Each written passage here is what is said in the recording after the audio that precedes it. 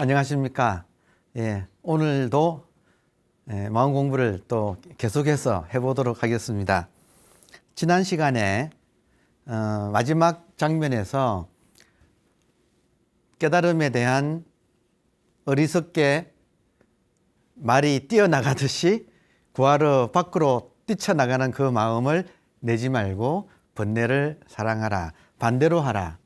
일반인들은 뭔가를 깨달음을 구한다 이거죠. 깨달음을 구하러 지금 천지사방을 막 쏘다니는 사람들이 많습니다. 깨달음을 구하러. 국내에서만 그런 게 아니라 해외에서도 지금 많습니다. 그러니까 반대로 해보라는 거죠. 반대로. 왜냐하면 그렇게 구하는 마음이 방해되고 있다. 이상에 속지 말라. 그 이상의 이름으로 현실을 우리는 부정하는데 현실이 오히려 우리가 현실을 받아들여야 한다. 현실을 사랑하라. 여러분, 현실의 가장 큰 특징은 번뇌입니다. 안 그래요? 맞죠? 그러니까 현실을 구성하고 있는 이 번뇌를 사랑할 때 우리가 번뇌로부터 자유로워집니다. 참 아이러니컬하죠. 번뇌를 없애서 자유가 아니고 번뇌를 품어 안을 때 자유로워진다는 거죠. 인간 원리도 마찬가지죠. 친구 사귈 때도 마찬가지잖아요. 사실은. 자, 그러면 여기까지 지금 했는데 이어서 보겠습니다. 자, 그래야 반대로 해야 탐심 진심은 같이 커져요. 구하면 구할수록, 이상을 구하면 구할수록 현실을 부정하게 돼요. 그러니까 이것이 탐심이 커지면 커질수록 진심도 커진다. 그런데 이것을 이상을 구하는 것을 멈추고 속지 말라. 또 현실을 부정하지 말고 사랑하라. 그러면 줄어든다 이거죠. 탐심과 진심이 줄어들고, 자, 그래 되면 어떻게 되는가? 탐심, 진심이 없어지는 마음을 무심이라고 해요. 무심은 항상 텅 빈 마음. 이런 경계에 딸려가지 않는 마음. 그러니까 무심은 참 좋은 거예요. 여러분, 제발 우리 무심을 좀 터득합시다. 그래서 뭔가가 일어나면 재빨리 돌린다는 거죠. 돌리면 녹아버려요. 그 녹는 자리가 무심이라는 거죠. 그래서 항상, 그러니까 인간의 실력은 행복의 실력은 무심이라는 것이 내가 얼마나 실감이 나고 있는가. 내 마음이 무심하다. 이 평정심이 얼마나 내가 실감 속에서 살고 있는가. 이거 남은 몰라도 스스로는 측정할 수 있죠. 그러니까 이 평소에 무심을 단단하게, 무심의 자리, 즉 이 말도 이해하시겠습니까? 무심의 자리를 다져가지고 확보를 해 놓아야 어떤 일이 있어도 잠깐 흔들렸다가 다시 딱 돌아온다 이거죠. 그래야 인생을 평정심 속에서 살아가게 된다. 평정심에서는 사랑과 지혜가 나오게 됩니다. 그러니까 평정심인 무심으로 돌아가서, 무심으로 돌아오면 여러분, 이런 경계에, 이런 현상에 딸려가지 않고 무심으로 돌아오면 쓱 녹아버리죠. 모든 것이 녹으면 여러분, 또 하나의 질문, 모든 것이 사라질 때 완전히 허무할까요? 아니면, 그러니까 완전히 nothing, 허무, 아무것도 없을까요? 아니면 끝끝내 없을 수 없는 뭐 하나가 있을까요? 그러니까 있다는 거예요. 그게 본질이라는 거예요. 저한테 며칠 전에 어떤 분이 찾아왔어요. 뭐라고 하느냐면 자기가 어떤 수행 중에 다 사라졌다는 거예요. 세계도 사라지고 자기도 사라졌다는 거예요. 그래서 저한테 이제 그걸 가지고 질문을 해온 거예요. 그래서 제가 수고했는데 그때 아무것도 없더냐 아니면 다 사라졌다는 걸 아는 놈은 있더냐 이렇게 물었거든요. 지금 이해되세요? 진짜 아무것도 없다면 사라졌다는 걸 어떻게 알아요? 아무것도 없다는 것을 아는 그 깨어있음은 있다는 거예요. 이해되세요? 본질은 없어지지 않아요. 현상은 생겼다가 사라졌다 하죠. 현상의 법칙은 생멸, 생겼다가 사라지는 거. 본질의 법칙은 진짜라서 여여 항상 변하지 않고 있는 것. 그러니까 수행 중에 현상이 다 사라져도 본질은 남는다. 따라서 일반 명상은 사라지는 것을 강조해요. 그런데 진짜 예를 들어서 우리 깨달음의 세계는 뭘 깨닫는가? 사라져도 남는 그것이 끝까지 남아있는 그 본질을 깨닫는 거예요. 자, 그래서 지금 무심으로 돌아가면 더 이상 없앨 수 없는 텅 빈 채로 깨어있는, 지난 시간에 이걸 뭐 공적 영지나 진공묘유 이런 말로 표현을 해봤어요. 지금 다른 말로 하면 지금 이 순간 텅 빈 채로 깨어있는 이 의식을 말하는 거예요. 그러니까 이 의식은 사라지지 않는 거예요. 그래서 이 의식과 개합한다는 거예요. 무심인 상태에서.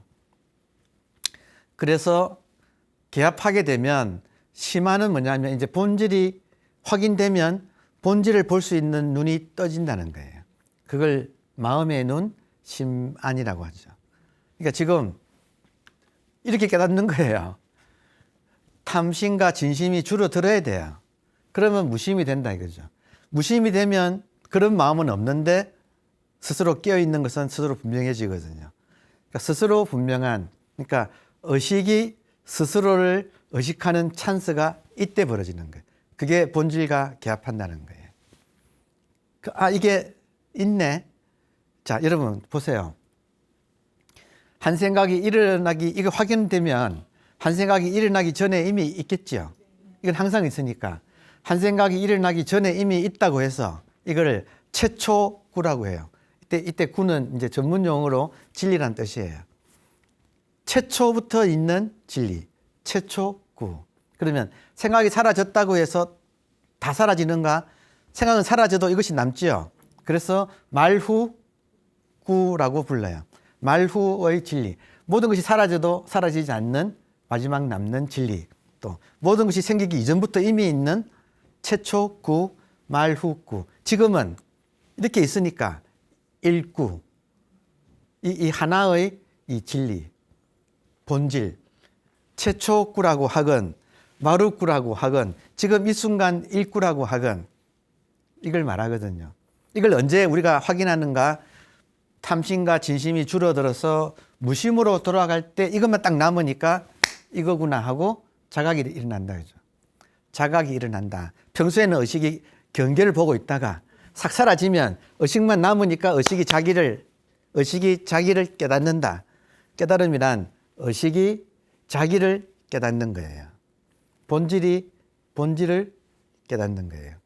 이게 본질과 개합한다는 거죠.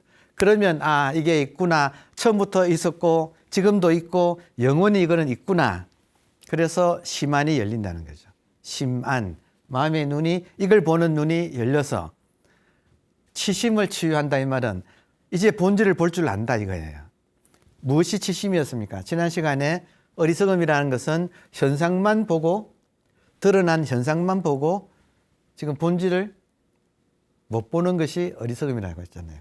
다시 말하면 비유를 한다면 바다에서 파도를 치면 파도는 보는데 그게 바다라는 사실을 놓쳤다는 거죠. 파도 파도의 부분 모양만 보고 그것이 전체가 하나의 바닷물이라는 사실을 놓치고 우리가 살고 있다는 거예요. 그럼 언제 바닷물을 확인하는가? 파도에 한눈 팔렸던 것을 파도가 잠잠해지면서 전체가 바다구나 하는 것을 깨닫는다 이거예요. 그걸 지금 이렇게 하는 거예요. 탐심, 진심이 다 파도예요. 저것이 줄어들고 무심이면 고요하잖아요. 전체가 바닷물이네 이렇게 되는 거예요. 본질과 개합하여 심안을 열고 바닷물을 보는 눈을 열고 치심을, 이 어리석음을 치유한다. 자, 이거를 비유해서 예쁜들은 뭐라고 했느냐면 마치 물고기가 물 속에서 물을 찾는 거와 같다. 이렇게 비유를 했어요. 그러니까 지금 우리가 여러분 공간에 있죠. 지금 여기 무대네요, 무대. 무대에 있죠. 지금 우리가 무대에 있잖아요. 우리가 무대에 있는 것처럼 우리 모두는 우리 의식 속에, 우리 의식에 있어요. 우리 의식 안에 있어요.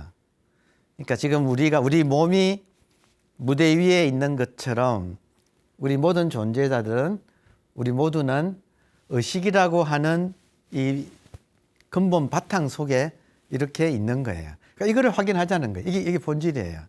그러니까 이걸 본질을 확인하는 순간 현상의 나는 아는데 본질의 나가 확인되면 나는 현상의 나만 나인 줄 알 때는 작아요. 본질의 나가 나인 걸 알게 되면 나는 무한대 자이언트로 이렇게 커지는 거예요. 마음이 열리고 넓어지고 모든 것을 품을 수 있는 인간이 되는 거예요. 그러면 좋다 나쁘다도 다 내 안에 일이잖아요. 이걸 같이 보는 거.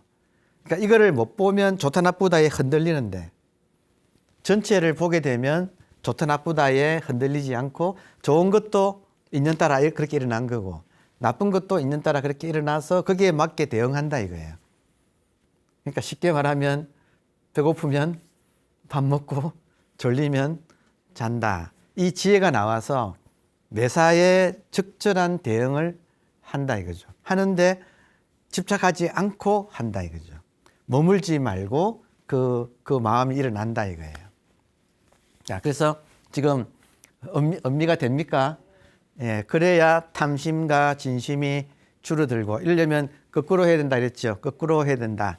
지금 보통 사람들이 하는 것은 내 딴에는 잘한다고 하더라도 그것이 방향은 틀려 있어. 10중 8구 틀려 있습니다. 그걸 바로 하는 것이 아주 핵심이에요. 무심으로 돌아가서, 무심으로 가면 본질밖에 없어요. 그 본질을 알아채면 개합한다. 개합한다는 말은 하나가 된다. 그래서 심안을 열고, 아, 이게 있구나. 이게 의식이구나. 여러분 참 좋아요. 의식을 한번 확인하고 나면, 본질을 확인하고 나면 항상 있어요. 제가 지난 시간에 그랬잖아요. 이걸 모를 때는 이것이 너무 귀해서 이거를 지금 하나님이라고 부르건 성령이라고 부르건 이걸 부처님이라고 부르건 관세음보살이라고 부르건 이름은 많아도 이 하나를 가리키거든요. 모를 때는 이것이 너무 귀해서 금처럼 귀하지만 알고 나면 항상 있어서 똥처럼 흔하다고요. 그러니까 같은 것이 모를 때는 금이지만 알고 나면 똥처럼 흔하디 흔하고 너무 당연하고 그렇게 된다는 거죠. 그러면 얼마나 좋아요. 항상 있으니까.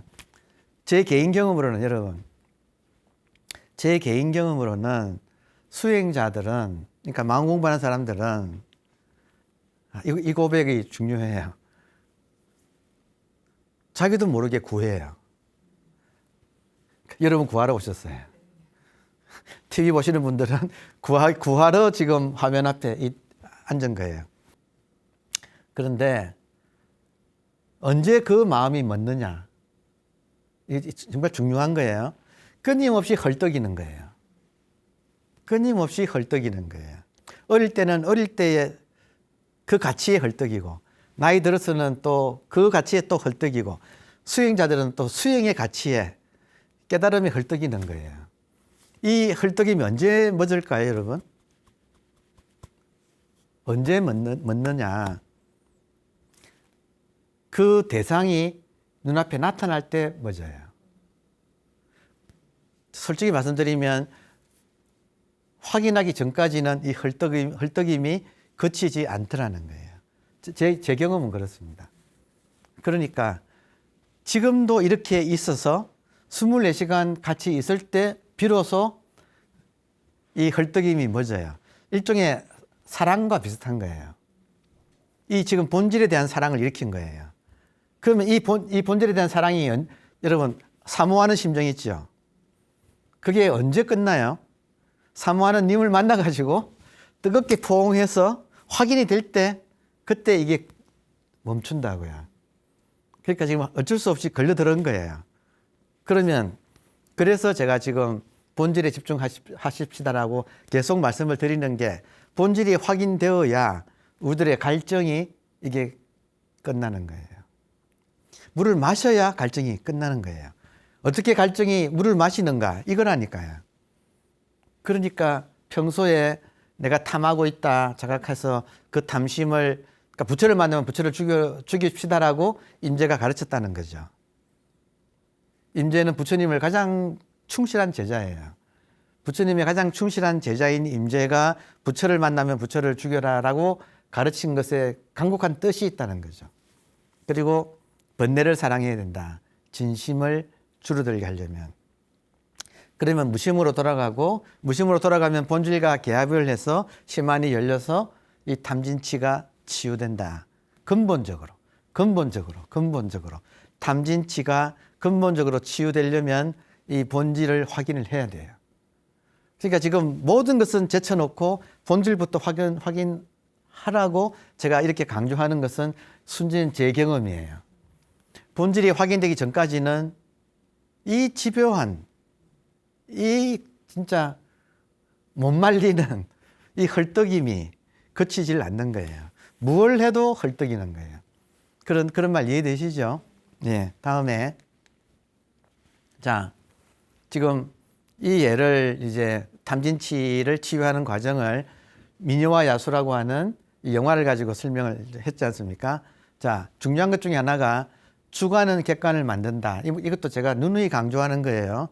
나한테 주관이란 것이 생기면 그 주관은 객관을 만들어내요. 돼지 눈에는 돼지 세계가 만들어지는 거예요. 부처 눈에는 부처 세계가 만들어지는 거예요. 주관은 객관을 만들어요. 자, 그렇다면 왕자 내면의 그림자. 자, 왕자가 화려함을 추구하고 화려한 것이 왕자의 페르소나 가면입니다. 남한테 보이고 싶은 화려함을 욕망하는 것. 그러면 그럴수록 놀라운 것은 내면에는 자, 왕자가 소유에 대한 욕망 이해되죠? 왕자가 화려함을 좋아하는 거예요. 자, 그런데 화려함을 좋아하면 그 화려함을 잃어버릴까, 그 소유를 잃어버릴까에 대한 공포가 있어요. 이해되세요? 많이 가진 사람일수록 그 소유를 잃을까 하는 공포가 도사리고 있는 거예요. 이 말 이해하시겠습니까? 이 공포가 그림자예요. 그러니까 이것이 돈이든 명예든 권력이든, 권력도 얼마나 이게 참 집요합니까? 그죠? 그러니까 그 권력을 진 사람은 권력을 놓칠까봐 속으로는 그렇게 두려워하는 거예요. 그러니까 그렇게 정적을 숙청하지, 무자비하게. 그러니까 지금 왕자 입장에서는 소유에 대한 욕망은 그 소유를 잃을까봐 두려운 공포를 만들었다. 이 말 이해되세요? 그러면 그 두려운 공포가 왕자 내면의 그림자가 되어서 화려함을 추구하면 추구할수록, 탐심이 크면 클수록 이걸 잃어버릴까에 대한 두려움, 공포, 진심이 안에 도사리고 있다. 여러분, 주관이 객관을 만들므로 이 그림자는 밖에 그림자의 대상을 불러와요. 희한하죠? 내가 속마음에 공포가 있으면 공포스러운 일을 불러오는 거예요. 이게 당겨와요. 이게 지금 하나의 법칙이에요. 이건 무엇의 법칙인가? 현상계의 법칙이에요. 본질에는 이런 거 없어요. 본질에는 없지만 현상계에서는 이렇게 돌아가는 거예요. 주관이 객관을 만드는 거예요. 자, 우리는 자기 그림자, 자기 약점을 싫어요. 분별심은 싫어해요. 장점은 좋아하고 자기 약점은 싫어해요. 그래서 자기 약점을 부정해서 내면에 숨긴 거예요. 여러분, 내면에 상처 있어요, 없어요? 있잖아요, 그죠? 그 상처가 없어지지 않고 내면에 숨겨져 있어요. 일반인들은. 자, 그림자는 이것이 안에 그림자가 있으면 타인이 되어 나타난다는 거예요. 주관은 객관을 창조한다. 그림자는 타인이 되어 나타나고, 그러니까 우리는 내 그림자가 불러와 놓고 그 밖에 나타난 그 타인을 거부한다는 거예요. 왕자가 화려한 파티를 열고 있는데 거지 노파가 나타났을 때 왕자의 이 화려함을 잃는 것에 대한 두려움이 그 노파를 불러들였다는 거죠. 자기가 불러들여 놓고 또 거절을 하네. 이 화려한 파티 물을 흐릴 수 없어. 나가주세요 하고 받아들이지 않는 거죠. 지금 이게 우리가 번뇌를 없애려고 하는 것이 이거와 같아요. 번뇌는 우리가 불러들인 거예요. 근데 우리는 그 손님을 거부하는 거죠. 내가 불러들여 놓고. 그게 지금 우리들의 지금 괴로움이 일어나는 아주 핵심 요소다. 자,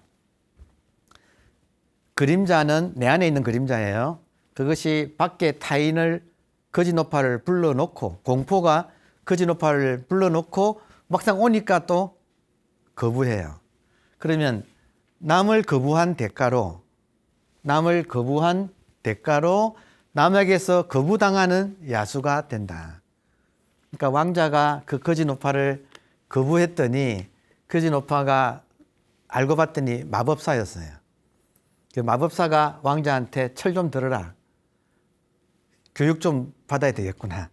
그래서 철 좀 들어라 그러면서 마법사가 탁 왕자를 탁 이렇게 하니까 왕자에게서 자, 철 든다는 건 무슨 말이에요?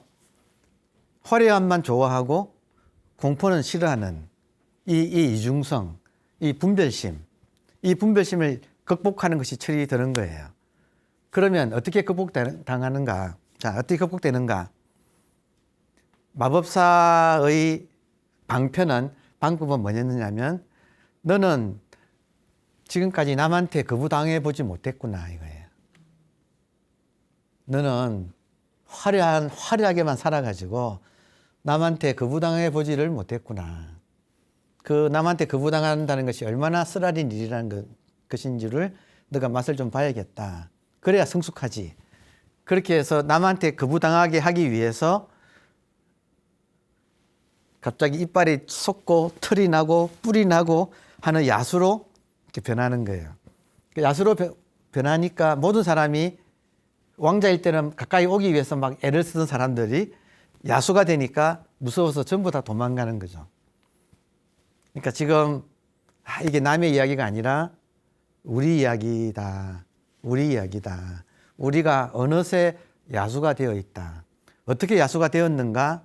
좋다 나쁘다 해가지고 좋은 것만 자꾸 취하고 나쁜 것은 거부하니까 나에 의해서 거부당한 사람들이 나를 철 좀 들으라고 나를 거부해주는, 그렇게 해서 나는 남한테 거부당하는 사람이 지금 되어 있는 거예요. 안 그런가요? 그러니까 요게 지금 아주 우리들의 상황을 잘 이야기를 해주고 있습니다. 다음에 야수는 이후로 파티를 열어도 아무도 오지 않고 모든 사람이 도망만 가고, 그래서 고통과 고독 속에서 살아간다. 인생에서 배신 안 해보신 분 그러니까 배신당하고 배신하고 하는 것이 인생에서 피할 수 없이 생기는데, 이런 상황 속에서 우리가 지금 걸려들어서 야수가 되어서 살아간다. 고통과 고독 속에서 살아간다. 어떻게 치유하는가가 중요하잖아요. 어떻게 치유하는가. 그러니까 지금 야수는 탐진치에 찌들은 에고를 지금 비유한 거예요. 이 말도 이해되시나요? 야수라는 것은 탐진치에 찌들어서 살아가는 아상이 높은 에고를 말하는 것입니다. 그러면 야수에서 벗어나 왕자로 돌아가는 방법은 미녀의 무조건적인 사랑이에요. 이 말은 뭐냐면 보통 사람들은 야수를 보고 다 도망가요. 그런데 어떤 미녀가 나타나서 뷰티 앤 더 비스트, 미녀와 야수잖아요. 미녀가 나타나서 다른 사람은 다 도망가는데 그 끔찍한 대상을 사랑해주는 미녀가 나타나서 그 미녀의 사랑을 받을 때 야수는 다시 왕자로 돌아간다는 거예요. 그러면 여기서 이게 지금 인생이 지금 이 드라마가 펼쳐지는 무대가 인생이에요. 우리 각자의 인생이에요. 남 이야기가 아니죠. 자, 그러면 지금 우리가 탐진치에 찌들은 에고라고 하는 야수가 되어 있다면 어떻게 하면 다시 왕자로 돌아가는가?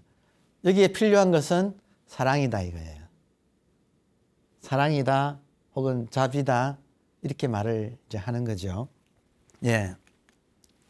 자, 미녀는 누구인가?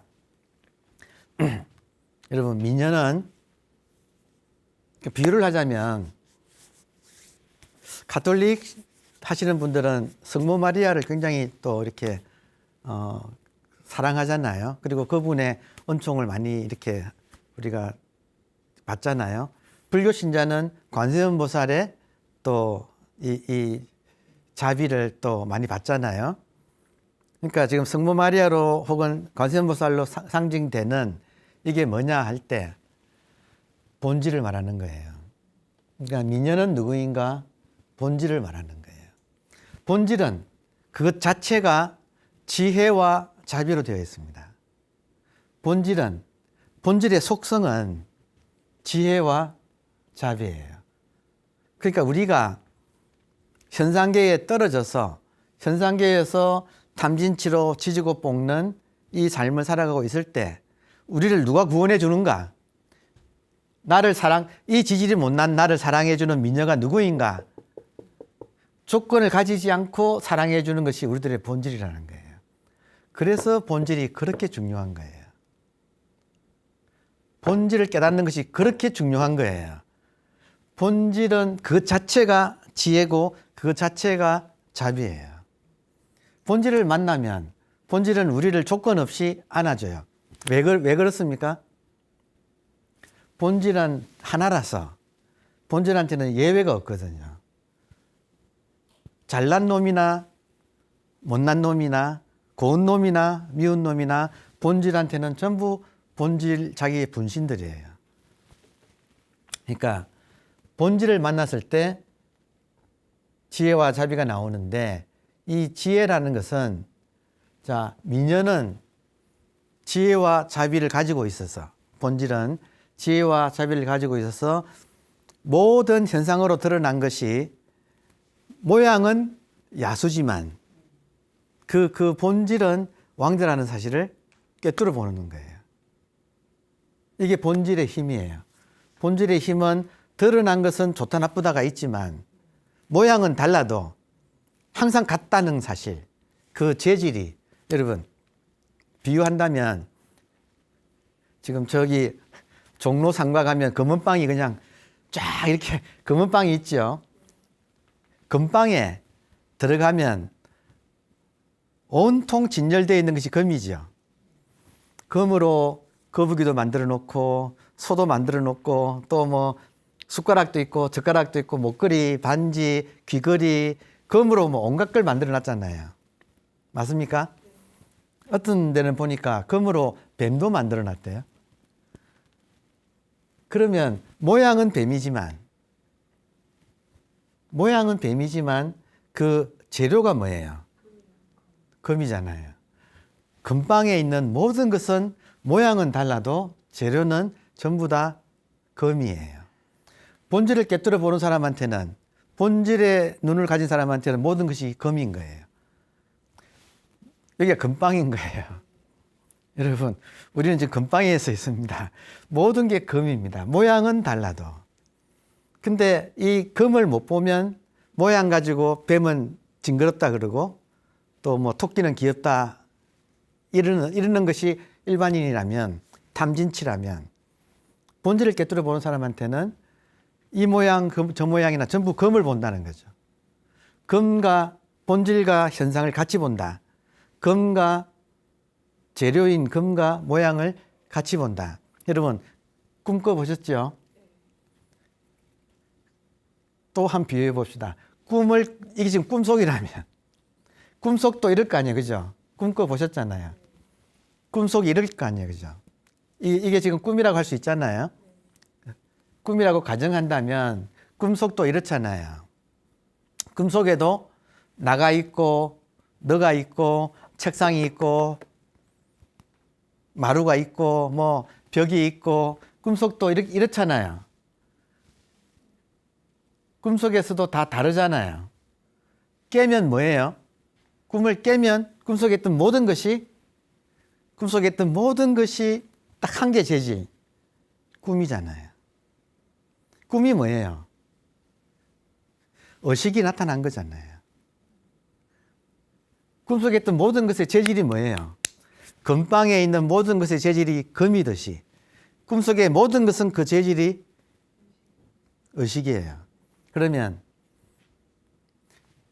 이 의식을 깨달으면 나타난 모든 것이 의식이 이렇게 현상으로 드러났다가 변하고 사라지고 있는 찰나찰나에 나타났다가 사라지고 있는 하나의 재질이 마치 바다가 하나의 바닷물이 온갖 파도로 출렁이듯이 알고 보면 이 세계에도 이 한 개의 의식이 다양한 인연 따라서 이렇게 나타났다는 거죠. 현상과 본질이 하나라는 거죠. 그러니까 지금 그걸 깨뜨려 보는 힘이 있으면 지혜는 모양은 야수지만 이 야수가 재질이 금이라는 것을 의식이라는 것을 깨뜨려 보는 힘이 있다고요. 본질한테는. 이해되세요? 미녀는 그걸 깨뜨려 본다는 거죠. 미녀가 누구예요? 우리들의 본질인 거죠.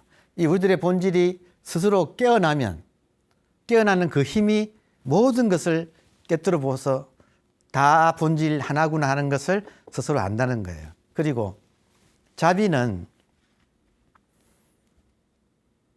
이 친구가 자기가 왕자인데 이 탐진치를 부려가지고 지금 야수가 되었구나.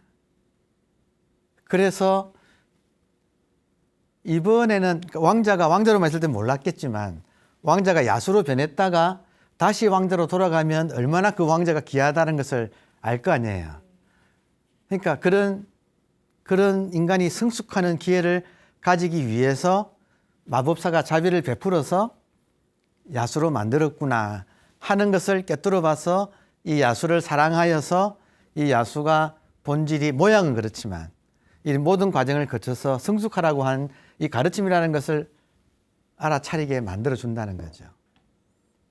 그러니까 지금 여러분 왕자, 야수, 마법사 그리고 지금 미녀 다 누굴까요? 다 나의 분신들인 거예요. 알고 보면 다 나의 분신들인 거예요. 그러니까 우리가 왜 이 땅에 왜 태어났는가? 이런 과정을 거쳐서 정말 성숙한 인간이 되라고. 그리고 성숙한 인간이 되면 자기 하나로 끝날까요? 그렇지 않잖아요. 그 주변 사람들도 다 이렇게 성숙하게 만들어 줄 거 아니에요. 왜냐? 왜 그런가? 자기는 안 아픈 사람이라도, 자기 마음은 안 아픈 사람이라도 몸을 가지고 이렇게 현상계에 나타나서 어울려 살면 남이 아프면 같이 아픈 거예요. 남이 아프면 왜냐면 본질은 하나니까. 본질에 통한 사람은 남이 아프면 같이 아파요. 그러니까 이 아픔을 내가 아프니까 그 사람을 안 아프게 도와줄 수밖에 없는 거죠. 그게 지금 미녀가 하는 일이라고요. 지혜와 자비를 가지고 아픈 사람들을 도와주는 것. 그래서 같이 안 아픈 세계로 이렇게 가는 것. 이것이 지금 누가 할 일이죠? 그러니까 우리가 이거 하라, 이번 생에 이거 하러 태어났다 이거예요.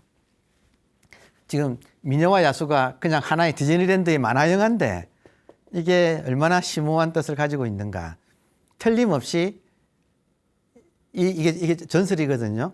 전설인데 이 전설을 처음 만들어내서 퍼뜨린 사람은 우리한테 이거를 가르쳐 주려고 이 깊은 인생의 성숙해지는 길을 가르쳐 주려고 그냥 하면 말을 안 들으니까 재밌는 이야기를 가지고 만들어서 이렇게 본인 이름은 없지요. 원래 그런 거예요. 이걸 알려준 사람은 본인 이름은 없어요. 그렇지만 이야기는 사람의 입을 통해서 계속 이어지면서 우리로 하여금 지금 이렇게 공부하게 만들어주는 교재가 되는 거죠. 자, 미녀가 누구인지 이해되시겠죠? 답변해 보세요. 여러분, 얘 한 것이 미녀예요. 그 미녀가 깨어나야 돼. 그 미녀가 깨어나서 그 미녀가 우리를 치유해 주는 거예요. 자, 야수를 사랑하여 왕자로 되돌리자. 그래서 결국은 보세요. 지금 내가 야수가 되어 있다면, 자, 이 야수가 번뇌에 찌드는 존재다 이거예요. 그러면 그 번뇌를 없애야 할까요? 아니면 사랑해야 될까요? 그런데 지금 번뇌를 없애려고 하잖아요. 완전히 반대로 한다는 거죠. 진리는 뜻밖에도 반대로 되어 있다는 거예요. 야수를 사랑하여 왕자로 되돌리자. 번뇌인 야수를 사랑하면 진리, 번뇌가 진리로 변한다. 진리, 왕자로 변한다. 야수를 사랑하면 야수가 왕자로 변한다. 번뇌를 사랑하면 그 번뇌가 진리로 변한다. 왜냐? 그 번뇌가 바로 본질이 현상으로 드러난 것이니까. 예외가 없어요. 그죠? 이 세상에는. 자, 그래서 이 이야기가 그냥 미녀와 야수 이야기가 스쳐 지나가면 의미가 없지. 그러니까 기억하기 어렵지만 딱 용어가 있어가지고 그 용어 하나를 우리가 음미하면 이 줄줄이 이런 이제 스토리가 나오니까 그렇게 딱 만들어 놓은 게 뭐냐면 번뇌 즉 보리라는 뜻입니다. 보리가 진리예요. 진리. 번뇌가 곧 진리다. 그러면 번뇌를 진리로 바꾸는 방법은 무엇인가? 번뇌를 사랑하는 것. 번뇌에게 자비를 베푸는 것. 그러면 번뇌를 꿰뚫어 보는 지혜가 생기는 거예요. 그러니까 지혜와 자비가 항상 같이 가는데 그것을 지금 우리가 그토록 싫어하는 우리들의 약점한테 우리들이 그림자를 사랑해야 돼요. 우리가 우리 약점을 사랑해야 돼요. 그림자를 사랑해야 돼요. 또 나오네요. 전식, 득지. 식은 분별심. 탐진치를 한마디로 말하면 식이에요. 탐진치를 한마디로 말하면 식이에요. 분별식. 이거다 저거다 해서 나누는 그거. 그걸 돌려서 저는 돌리다. 덕지, 지혜를 얻는다. 분별심을 돌려서 현상과 본질을 한꺼번에 보는 이 분리, 둘이 없는 혹은 중도 혹은 하나인 이 세계의 실상을 꿰뚫어 보는 게 지혜예요. 다시 말하면 지금은 현상밖에 못 보는데 꿰뚫어 봐서 본질을 같이 보는 것. 건빵의 모양은 토끼고 뱀이지만 꿰뚫어 보면 전부 검이라는 사실을 같이 보는 것. 그래서 진리는 평등해요. 형상은 다 달라도 진리는 평등해요. 자, 그러면 번뇌의 겉 모양은, 번뇌라는 것을 보면 겉 모양은 모양 상자잖아요. 현상은 부정적이지만 본질, 그 재료는, 성품은, 본질은 진리의 드러납니다. 여러분,